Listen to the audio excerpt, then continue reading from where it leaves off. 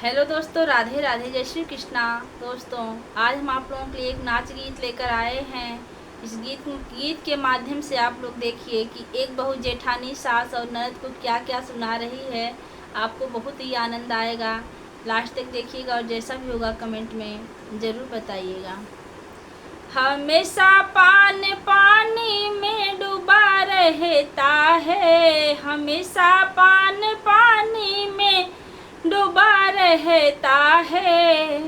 आजकल के सासुन का नया नया फैशन, आजकल के सासुन का नया नया फैशन हमेशा ध्यान में कप में लगा रहता है, हमेशा ध्यान में कप में लगा रहता है।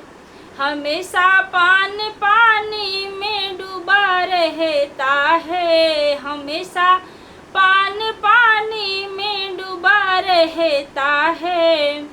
आजकल के जेठनिन के पेट बड़ा भारी, आजकल के जेठनिन के पेट बड़ा भारी। हमेशा ध्यान भोजन पे अड़ा रहता है, हमेशा ध्यान भोजन पे अड़ा रहता है। हमेशा पान पानी में डूबा रहता है।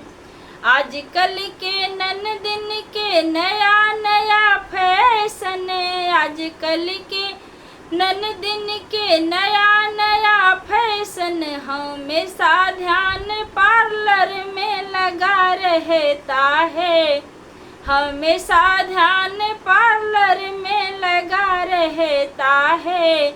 हमेशा पान पानी में डूबा रहता है, हमेशा पान पानी में डूबा रहता है।